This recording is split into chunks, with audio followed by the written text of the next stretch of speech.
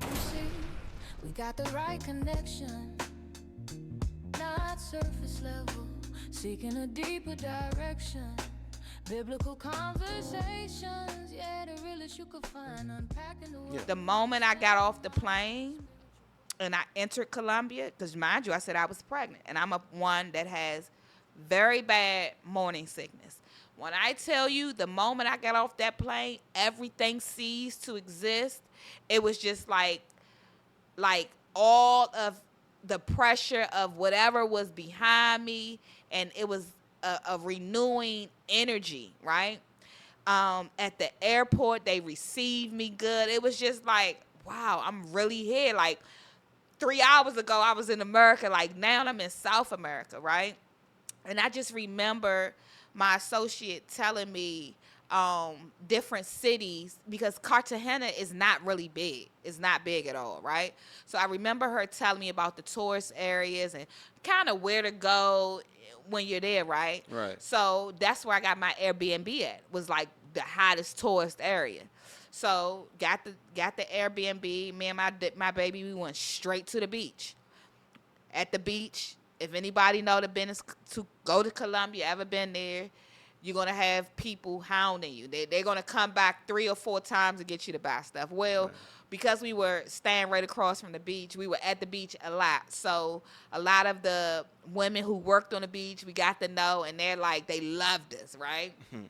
And it just became a real natural, like, oh, this is cool. This is Cartagena, because Cartagena wasn't even on the map for real. Right. Right. Nobody was really talking about Colombia. It was, like I said, they only think of one thing when they were Right, thinking about right, Colombia. right. So to actually be there and experiencing it, the weather was great, the energy was great. I could actually leave out at 8 o'clock at night and go to the park, and it's all of these other families there with their kids playing in the park and nannies. It just felt freeing. It felt very like, okay, this I could do this. So let me ask you this, because you talk about how, when people think Colombia, they think one thing, and that's based on a lot of stuff that we've seen on TV and the movies and all that stuff.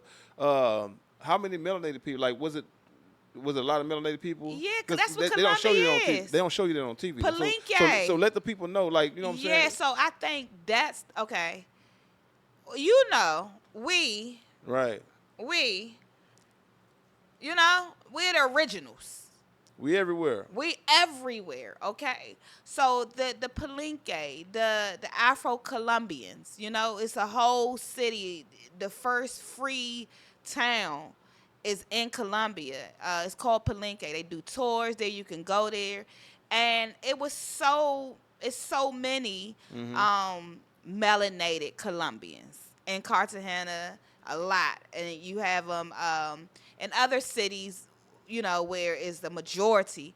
But of course, just like other in America, they're treated differently. If I'm sitting at a restaurant and I'm eating, and I call one of the sisters over who maybe had gave me a massage the day before on the beach. I'm telling her, oh, come up here and eat with us. She's like, no, she's scared to come upstairs because the owners are telling her, oh, they can't come. I'm like, come upstairs. You're going to sit down here and you're going to eat with us. Yeah, absolutely. And that's something, and that's one of those things that you learn going to other countries, is that, like in America, we have a sense of equality. Mm-hmm. So just because somebody is serving me food at a restaurant, I'm not going to treat them less. Just because somebody's shining my shoes, they're not less of a person. That's just their job. Mm-hmm. But in other countries, that's not necessarily the case. A lot of times, your status reflects the type of job you have. And so people who have jobs of service are treated more like servants, and a lot of times they're treated less than. So in that situation, though I haven't been to Colombia, what it seems like, from my experience, is like, okay, their workers and the owners of the restaurant don't want them up there lowering the value of the customer's experience at their restaurant. They don't want you up there because you're a worker. You stay away. And then when they go in the beach and everything, you go there and do your service and get paid that way. But don't come up here making it's like kind of like not having Stay homeless over people. there. In America, Yeah. how you treat homeless people. They don't want homeless people in their restaurant, bringing down the value of their restaurant. They don't want workers like that. But and that's the kind of different mindset I had to really learn, because in some cases, some countries, when people are when that's the culture, and then you try to embrace this person and treat them with a certain level of dignity and respect, they don't see it that way. They kind of see it as though, oh, you don't know. I can take advantage of you because everybody else treats me like crap and you don't. You're a sucker. There you go. And so you kind of these are things you learn from experience. It's just in other countries. It's not America. Like, that's a big part of it. Like, you have to really you have to really embrace or learn the culture of a different country, a different place where you're going. Yes. All right. So I want to ask you this, though. In Colombia, could you pass for Colombia? Just on skin tone, not the way you carry, because we as American, we carry ourselves different. Yeah, but, so they already knew, like, she ain't from here. Right. She might be but from. just skin tone, like, so yeah, if absolutely. you dress, it was way darker Colombians than me. Right. So I'm asking, like, if you dress like a Colombian, could you pass as a Colombian? Yeah, because maybe, right? Okay. Because prior to being in Colombia, like, my husband, he's fluent in Spanish. Right. So we were already, not knowing that we were actually about to move and go to Colombia, we were already, like, on Duolingo learning Spanish. So it was so easy to communicate with them. Like I said, I had a baby in Colombia. Yeah. So how we were received was amazing. Like, so, okay. That's another thing, because I just had a previous guest that lived in Kenya. He lives in Kenya. Okay. Okay, and it's funny because you mentioned Tanzania as well. But one thing I learned, because I know people that live there, right? And one thing I learned is that we call it Tanzania, but the people there refer to it as Tanzania. So when you said, I'm like, yeah, she been there, because I know people who moved to Tanzania in 2012. When I moved over here, they moved over there. So that's little things you learn. Yeah. So in your experience, so I want you to talk about this as well. You had a child in Colombia. You've had a child in North Africa, right? Yes. So what are some things that you can give advice for anybody who, because maybe that's a hindrance for some people. Maybe they're thinking, well, I want to travel, but I'm pregnant right now. I don't want to travel while I'm pregnant. I don't want to, people don't know what it's like to give birth. I've had 3 children outside of America, 1 in America. So I can compare both of them, right? Yep. And so you've had children in America, you've had children in different countries, not only just one country. So what advice would you give women who are pregnant and thinking about moving to another country or traveling and worried about having a baby while in their travels or while they move to another country? Okay. First is know, health-wise, I say, because it's a lot that comes when women are pregnant. Some women have different type of conditions, right? So let's say a healthy woman, just a normal, woman that's healthy, that's expecting. She decides she wants to live in Colombia. Well, for me, like I said, it was important for me to have a doctor who spoke English so that we could communicate, right? Because this is like having a baby is the closest you'll come to, death. So it's very important the person that's caring for me to be able to communicate with them. So luckily, one of the places we were staying at in Colombia, one of the Airbnbs before we actually got an apartment, I just talked to the owner, and she was from America. And I asked her about her doctor, and she referred me to the doctor who ultimately delivered my baby. And he had a nice office. It was clean. The staff were good. And basically, that was like the key. The key for me was knowing that the doctor was a licensed doctor, knowing about the office, how far it was from where we actually lived at, how many babies he had previously delivered, how the actual facilities are in Colombia. You don't really have in Cartagena huge hospitals like we'll have here in Egypt Yeah. or in America, right? They're more like clinics, right? But again, it's COVID, right? So everything is monitored 10 times 2 squared, right? So what the situation for me would happen, everything was going great. I was going to the doctor every month, right? And then I went back to America to go handle some business to get the kids. Because, mind you, it was just me and my 2-year-old. And I was pregnant. But I still had other children and my husband that were in America. So I go back to America for a wedding and ultimately to come back with my family. Did not expect to be in America 2.5, 3 months. I did not let my doctor know that I was leaving Colombia, right? So 2 or 3 months go past. I come back because now we have our own home. We didn't furnished it. We have a place, right? So I come back, and what my family and I we like to do sometimes is go on little staycations. So although we had our home in Colombia, we went to a hotel that was right on the water on the coast, and we stayed there a couple of days. Well, the second day that I was there, I started having pains, and I thought I was in labor. So immediately, the hotel element, Estella, I'm sorry, shout out to Estella. They called the Red Cross, which is the ambulance, right? They come get me.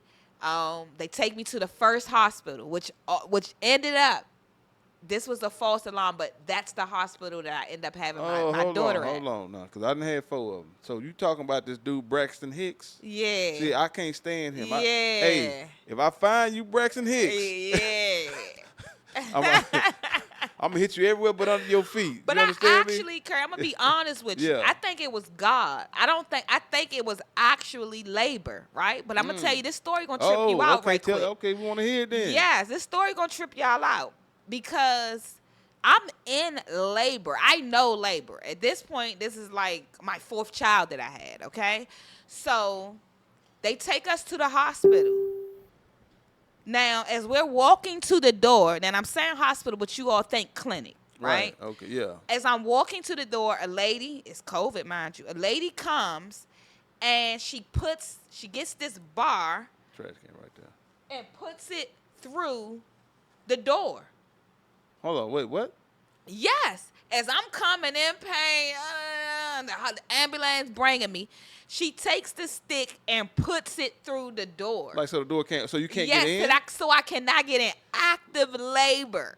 Okay? I'm like Oh. 9 months pregnant. Good time. So they're like, no. So they go take us to another hospital.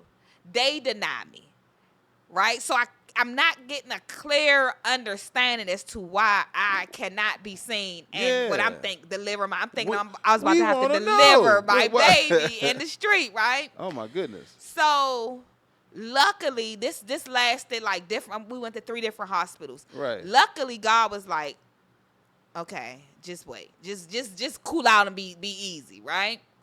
So went back to the hotel, and everything had calmed down. I wasn't in labor anymore. I immediately called my doctor like, look, I thought I was in labor a few hours ago. I tried to go to the hospital. They denied me. He's like, yes, where have you been? Like, at this point he's like, with the panty, you have to actually have doctor or order to enter the hospital. So because he had no clue that I was going, like I didn't call him before to say what was happening, they're like, we ain't about to let you in. It's not like America, okay, entitled Americans that you could just walk into any hospital and be seen. So that was a wake-up call for me, right? And that's one of the things you got to realize. But thank God that I wasn't in actual labor, or even if I was, he put a halt to it until I could talk to my doctor. Well, about 4 days later, I was in active labor. Had my nanny there, called my doctor. He's like, come on. The clinic was about 15 minutes away. The only thing that I could say, because whatever was happening in the world, my husband couldn't be in the room. But they did a very good job in delivering my baby. It was good.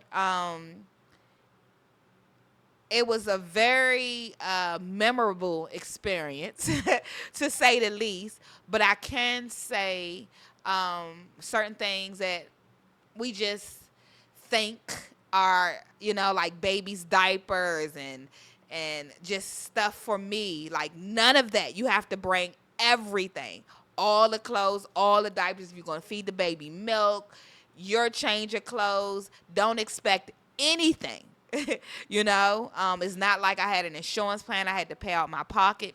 Okay, Which, I was just about to speak to that. Are yeah, you about to go there? Because yeah, which even though you don't have insurance, you got to pay out of pocket. But the cost is it was what? $1,000 Total. total. That's including the nanny, the diapers, the clothes, the Total. everything, the whole process. Total. Right? That's expensive compared to what I pay. I pay way less than that. Yeah, in Egypt, Yeah, right? yeah, But yeah. in Colombia at the time, when you coming from paying $10,000 to deliver a baby, Absolutely. $1,000, it sounds like music to our ears. For You sure. know, and it's not like in America you stay in the hospital 2 or 3 days. No, 24 hours you up out of there. if nothing's wrong, if you didn't Right. have a cesarean, you going home, You which going is home, perfect. I had a nanny going home. She was there the whole time. So overall, it was a good experience. The doctor, he knew what he was doing, and I'm grateful for that. Absolutely. So, all right. Another thing, and I know the experience in Egypt was a lot different, and we can get into that if you want to. Like, you have a significant story about that. But another thing I want people, and I would like for you to speak to, is like, as an American, as a woman, how do you deal with, adapt, adjust to the lack of luxury and convenience in these other countries? Like, because, Yeah. and I don't know for you, but, when you walk into, and it's not like they're here, but I've seen places and been places where you walk into the restroom and there's a hole in the floor. Right? You seen that? I mean, You heard about it, though. I mean, I could imagine. Yeah. It has to be, Yeah, I mean, so, I mean, I feel like everywhere, every single country in this world, right, that you could visit has a beautiful area, yeah. a beautiful locations, and then it's not so pleasant Yeah. that people still would consider that their beautiful home, their safe haven, right? I try not to be judgmental, but I also know it's certain places that are not for me and my family. Okay. So You that- know? and that's kind of what I want to talk about Yes. because from my experience, you have to lower your standards in a lot of ways. Not in every way, but in many ways, you kind of have to lower your standards because things outside of America are different, right? There's certain luxuries you're not going to have. There's certain conveniences you're not going to have, and and then you might be surprised. Some places you go to and it's all there, depending on where you go, right? Right. But when you go to a place, I think the further your dollar stretches in a place, the less conveniences and stuff you're going to have. And so you kind of have to be prepared for that and understand that, hey, you're not in Kansas anymore. Things are going to be different. But just as a woman, I would like for you, what were some of the things that kind of caught you off guard? You say, whoa, I don't know if I can deal with this. And then maybe you say, okay, I can deal with it. But it kind of caught you off guard. It was just unexpected or, something that just really threw you for a second. Like, wait, I don't know, this they do, you do what here? You do, like, what were some of the things that really shock you as far as some of the lack of luxuries and the lack of conveniences? I use the bathroom as an example, but there's plenty of other things, right? So can you, just kind of speak to that? Well, okay. So I went to China years ago, almost 10 years ago, right? And it's one, like the hotel we stayed in China. It had a bidet.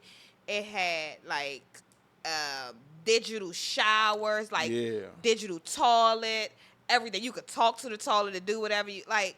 So this was when no one, like, people were walking out the store without going to the register. I'm like, are they stealing? You know what I'm saying? They had chips already embedded in them. Okay? What? Yeah, that was in 2017. They already had the chips? They already had the chips in them. The RFID? Yes, whatever the chip is that they can pay and it's scanned. And just scan their hand? Yes. Now, they just listen, walked out the for store. those who don't know what we're talking about, go back on my channel. I have a couple of videos I talk about this. I think it's one that mentions something about the market of beast, the CBDC, and those things because this is a real thing because in China they already have the social credit score going, where they, everywhere you go, they're filming you, and based on your interaction in public, your credit score changes, and that affects whether you can travel, whether you can open up bank accounts. This stuff is happening, it's real. So this is interesting to me because now you really, you went to China and they already had it in them, and they just walk in the store, grab the products, and walk out. And walk oh right out. Man, this is crazy. And it was just the life. It was their normal, daily completely life, normal. And then I can go to another side of China, and it was just like you really think, okay, that restaurant there is going to take that cat into this restaurant and do whatever it need to do to it. That's going to be somebody's dinner, right? So it's all about perception for me, right? And I try to find luxury. I look for the best of everything, right? Okay, yeah. So that's my mindset anywhere. Like in Colombia, I mean, of course, it's Colombia. You know what I'm saying? Right. Cartagena. So things that, like, I could say, like, the worst for me was the ants. Hey, listen. It wasn't really rodents and thing. It was the ants. Like, we lived in our place for 4 months. Our first 4 months living in our beautiful home, we did not cook. We ate out every single day. Why? Because we had an island in the kitchen and a stove that no matter what we sprayed, no matter what we did, it was ants. I just did not feel comfortable. You learn that you live with them. They don't live with you. I'm going to tell you something. Our first year here, the ants was so bad. And I don't want to paint the picture incorrectly, right? We say bad, but it's not like they just everywhere. Yeah. But there's ants in the house, you can't get rid of them, right? Mm-hmm. And so it's not like they're everywhere all the time, but you get tired of seeing ants in your house. But the issue was we was battling ants, like we talked about. We battling ants so much that at some point, I remember my wife actually had a dream, or like a I won't say a nightmare, but she had a dream that the ants were like marching through the kitchen. They opened the refrigerator and they were taking food out of the refrigerator, and they bring it back up to a hole in the wall, and then she would look at the refrigerator and they getting bigger objects, and she looked back at the hole and the hole's getting bigger. Because that's how much you deal with ants, right? And then, they traumatize. They'll eat through the grout in the floor. They'll find a way. Like you close this hole, they'll find another way. Yes. They're all inside the buildings, but that's one of those things I talk about. You got to lower your standards, right? Because on one end, it's like some people might hear that and say, "Ants, how y'all live like that?" But in New York, they live with rats. Yes, I was about to say. Yeah. That's what I just said. Not rodents. Yeah. Which I could not live with them. And that's normal. Like in New York, it's like, the rats is here. We ain't going nowhere. This is when it comes to being resourceful. Okay. Right?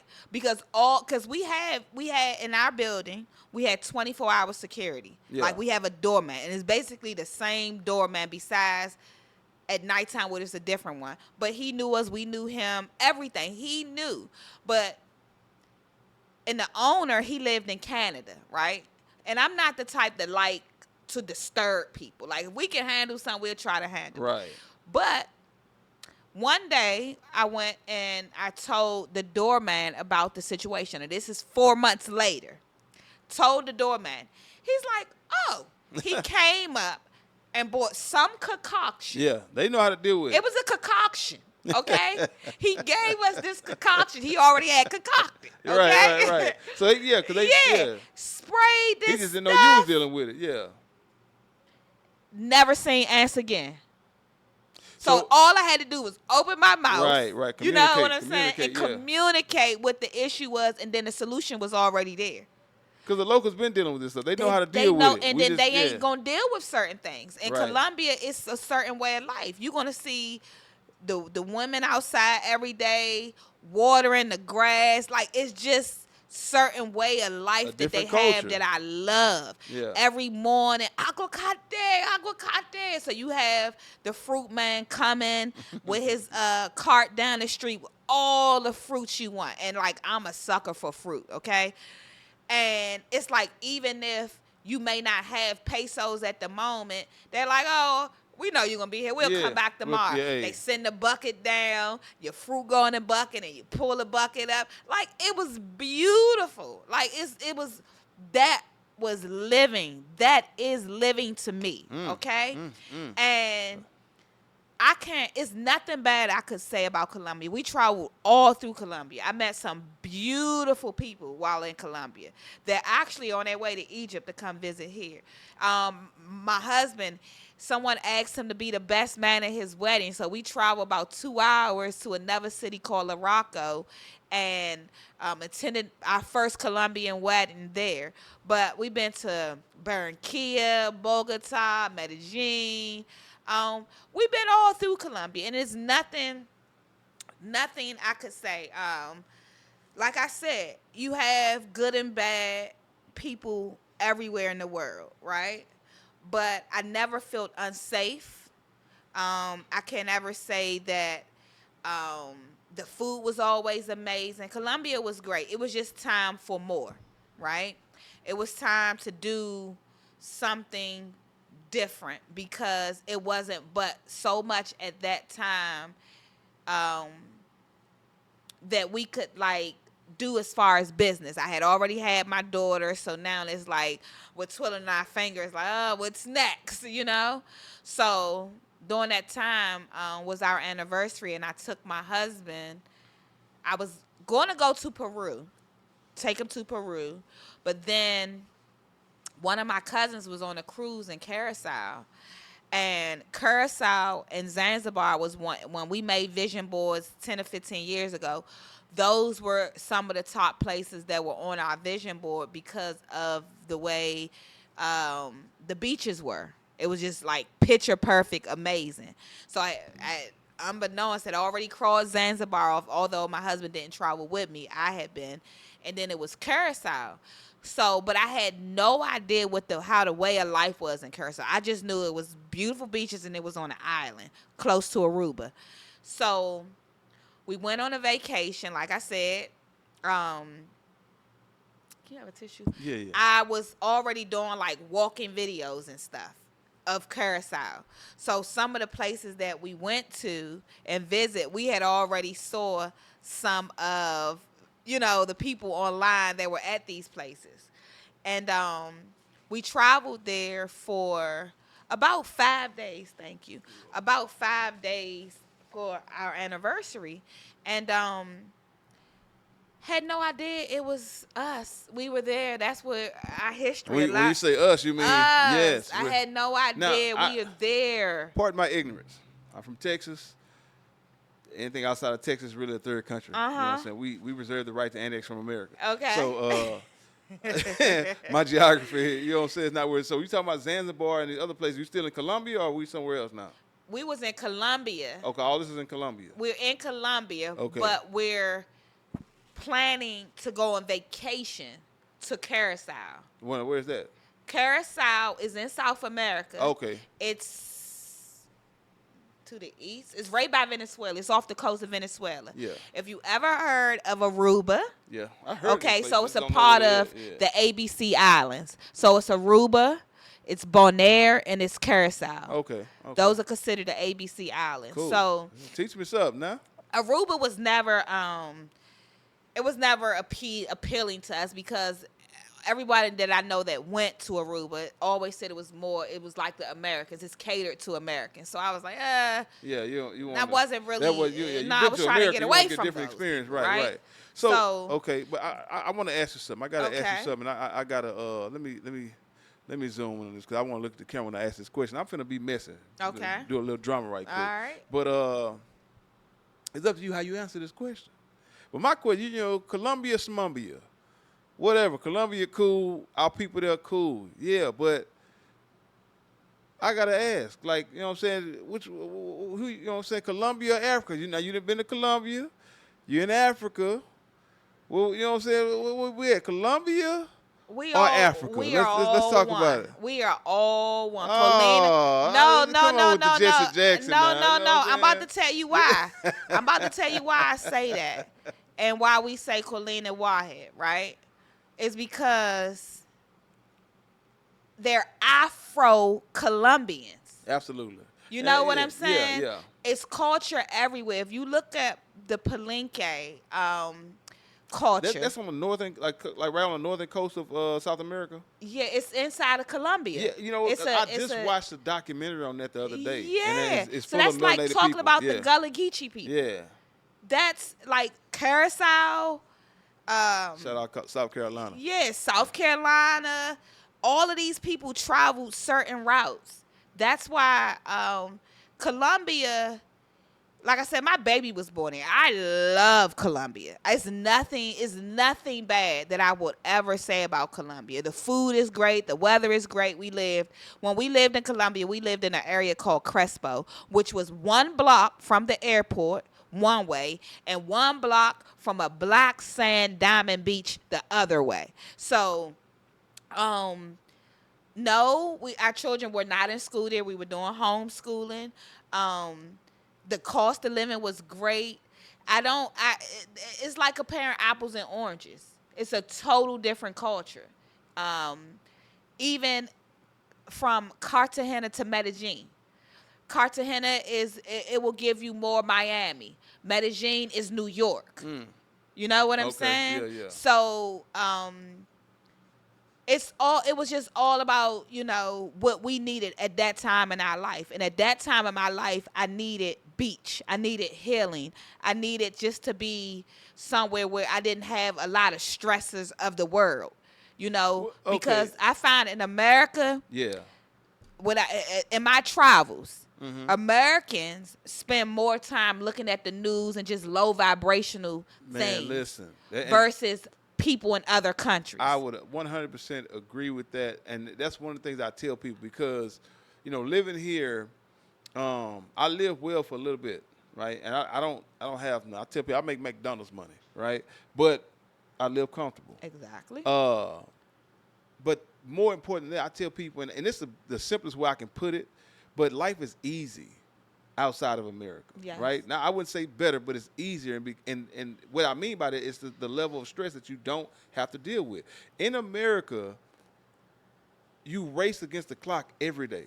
It's as much convenience as you have, there's so much inconvenience. Because I like almost every summer, without fail, I go back to the States, right? And I get there, I get to Texas, I'm at my mom's place, and I done flew from here to there and all this stuff, and 9 o'clock, 10 o'clock, I said, man, I've been ripping and running all day. I'm going to go get me something to eat, And my mom like, well, where you going to get something to eat from?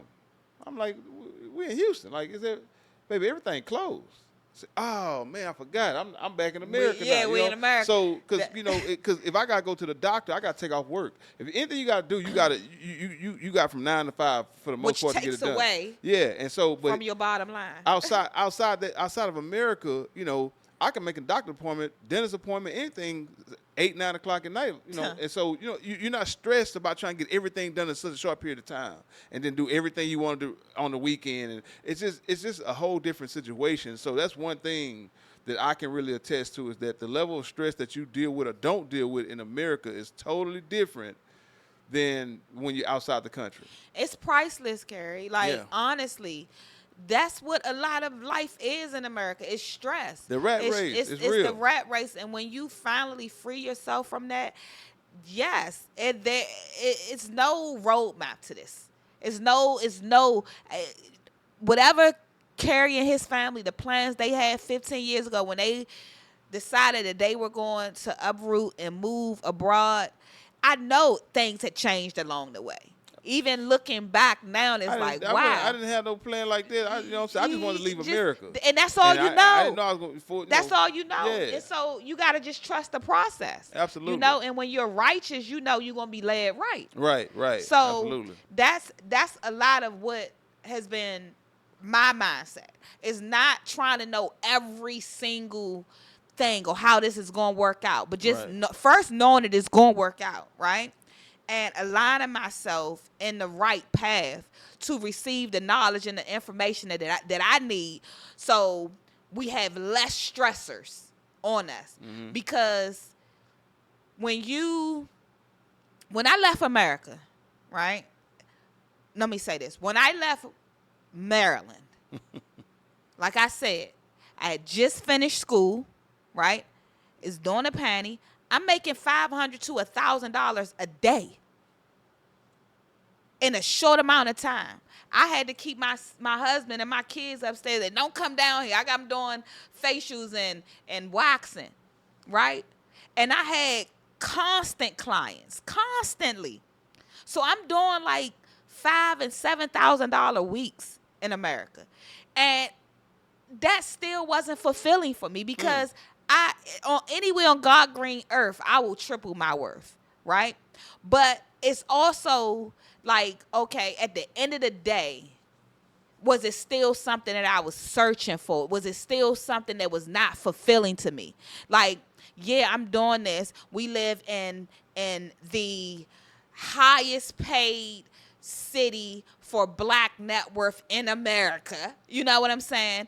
But I'm still, my son who's 16 or 17 at the time, I'm worrying about him every time he leave out the house. What's going to happen with him? You know, it's just so many worries. Every time I go to the mailbox, it's something different. Worrying about the police and, you know, I'm a law-abiding citizen, but it's always something. That's so much stress that was on my life for 30-something years of my life. I've been dealing with this. Hey, you know what, though? That's something, too, that I experienced. Leaving America, and, you know, that I didn't realize I was traumatized by the police, right? And I still have it. I have, and you know, believe it or not, you might believe this, you might not believe this, right? But I have, in me, I have some kind of natural radar. I've developed a sixth sense for police. And you can believe it or don't. I can feel the police before I see them. If I'm driving in traffic, my spider senses tell me the police are close, and I get to look in my mirrors and I see them. You know, and I can see them around the corner. Something tell me, hey, man, the police gonna come. It's shout out to Southside. You my witness. You know, we was doing some activities that we shouldn't have been doing, and we went to a location to just, you know, sit back and make clouds in the car. I'm gonna say it like that, right? And we go to this spot, and I tell him, I say, man, listen, I say it was another car parked over there. It looked like they was kind of doing the same thing. So I'm like, hey, now we're gonna go park over here in the dark spot over here. Cause I say, cause when the police come through, they gonna see them, and they gonna jam them up. But they not even able to see us in the car. Right, we'll be gone by the time. No. This is, and I was being probably paranoid or seemingly paranoid. Okay. But I kid you not, this is literally what happened. The police pulled up. We all, you know, we fall back like this here, and we just watching, and they went straight over to their car, jammed them people up, and they was doing the same thing we was doing, but they didn't even see us in the car, and they drove off. And he was like, man, you said that. I'm like, bro, I don't know, but it's, you know, and so then coming over here, and I'm driving, and I see the police. Initially, you know, I tense about, you know, and I'm in a foreign country. I don't even know how this gonna go. And the police ain't thinking about me over here. Like I'm not on the radar. And so after a while, you know, I learned to relax and be comfortable. And that's just something you let go of. Yeah, and it's funny you said that, because I think my first experience, like coming abroad in the police, I was, this is when I had made it to Kenya. Okay. And I'm leaving out the airport, and then I see this police, right? And he got this huge gun. AK-47? Yeah, huge. And he just standing there like, but it wasn't a sense, at wasn't no threatened. point did I feel threatened. Absolutely. I was feeling like, okay, this is protection. And once that feeling, because I never saw a gun that big, just right there in my face. And I was just like, oh, man, right? Yeah. But at that moment, I was like, okay, Courtney, you're not in America. You know what I'm saying? Like, it's a mindset. Now, you know, sometimes it can traumatize you in life, just experiences that you had in your past, right? Yes. And it can follow you and carry you. Take it with you. And it also can hinder you. Yeah. You know? So that experience showed me when in my travels, like, okay, America is America. The trauma that we have from America, and just even knowing that we're completely legal, riding down the street, just seeing lights because they just keep the lights on, and you just, it's something that I did not want to carry with me. It's something that I felt like really had did a number. It was really affecting me. Like Yeah, just yeah. the whole, because they don't have picks in America, the police. Men, women, children, they don't have picks. And I'm not saying I know amazing police, but I'm not talking about whether they good or bad. It's really The way the law enforcement mindset carry of out is them. different. Yeah. Yeah. So it is traumatizing and it gives you PTSD. Right? So in coming to Colombia, now the police there, they will stop you. Like if my husband's walking, they'll stop him and may say something to him, but it's not really to put him in handcuffs. It's really, okay, they know he looked different, right, to get some just checking out. conversation. Yeah, It wasn't even a bribery situation Right. in Colombia. And then once because you have kind of the same police who patrol the areas. So once they figured out who we was talking to them by their first name. Yeah. It was a first name basis. It's there because you see police that's like 17 years old in Colombia. Like you could be my son. You know what I'm saying? Right. But they don't have this authority complex. It's like more relaxed. It's not like I'm the boss. I can do whatever. No, it's more like you respect them. They respect you. They're just and doing we their good. job. They really just doing their job. That's it. In Curacao, they were non-existent. They were there, but they were non-existent. It wasn't just like it was people. no. You don't see really police harassment. No, Absolutely. I could go. I mean, it was months before I ever saw a police ever in Curacao. Yeah. And which is, that's commendable. You talking about a tourist destination with all of these different cruise ships that come in and out. It's about 170,000 people that live on the island. So that's commendable, because Curacao, we always say, my husband and I, it reminds us of Washington, D.C. Like, you could see people there, and they look like your cousin back home. Yeah. So that's how we all come from the same bloodline. Right. Absolutely. And a sidebar, the language that's their main tongue that is widely spoken in Curacao is called Papiamentu. Okay. And Aruba is Papiamento. One is with the U at the end, the other is with the O at the end. But it's a mixture of like French, Portuguese, English, Spanish. That's who all came on the boat. Right. So they had to learn how to communicate with each other. So they created this language called Papiamentu. Curacao is a part of the Dutch Caribbean. It's not American, it's the Dutch. So people from like the Netherlands, that's where they vacation at. So people speak the language, they speak Dutch. So Dutch and Papiamentu and English. They all know English, but they really don't want to speak English because they're like, you're here, you should be speaking Papiamentu. That's another thing we're gonna get into. But I hate to cut y'all, but we down to about the last 4 minutes. Okay. And so before I forget. And we definitely gonna do a part 2. Yes. We definitely gonna do a part 2. Yes. And so y'all listen. The questions y'all have for her, real quick. Did you list all the places you've been? I've been so many places. Can you run through it and then tell people where they can find you on social media, where they can follow you? Because if y'all didn't pick it up from the conversation, she's a true hustler. She hustles. She figure things out. If y'all want to do some business, y'all want to figure some things out. Get into different things. She's gonna tell you how to get, how to find on social media. But real quick, before you do that, can you give us just a quick rundown of all the places you've been?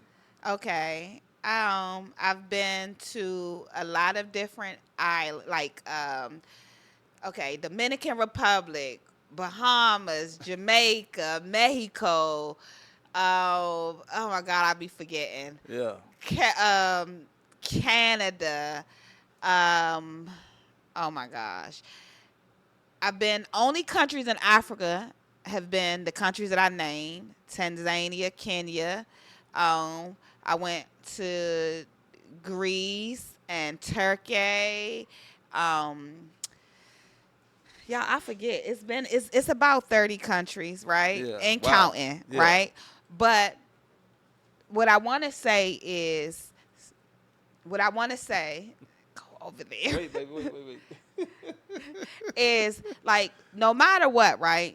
You can plan, but always remember, right? In your planning, plans change, decisions don't, right? Oh, so I like that. Say it one more time. Repeat that. Plans change, decisions don't. Yeah. And don't get discouraged when you have to change the plans, because the decision is what it was. You just stay the course and trust the process, Hey, man, right? Hey, don't say nothing. That's a sweet. Famous First Lady. Yeah, go ahead. Follow me on all platforms. I have music, high vibrational music. I have a series that I'm about to unleash. It's letters from her healed self. And it's a lot of affirmations that I'm putting with it. A lot of work that I'm doing. I have a nonprofit, Global Access Project DC, that helps teens and young adults just become more culturally aware. We do import and exporting, and I help people to travel, visit, live abroad. Hit me up, Famous First Lady. That's the handle? That's my handle, Famous First Lady, on YouTube, Instagram, TikTok, Twitter or X, LinkedIn. Famous First Lady. And it's spelled just like that. Famous, FAMOUS, First, FIRST, capital LADY. Epic Life album is out now on YouTube. Check me out. All right, man. Hey, this has been another episode of the We Big Podcast, where wisdom is the principal thing. Therefore, get wisdom, but in all thy getting, get understanding. Until next time, peace and blessings. We out. We not afraid to speak it, we not afraid to explore. Knocking on the heaven's door, asking for more. This is your space, welcome to the congregation. Tune in and receive the next revelation. It's the bold faith anthem, put your headphones on. We B.I.G is where you belong. From dusk till dawn, hope from and righteous. Love is in the air, get your spiritual growth, let us take you there. We believe in God. That's the sound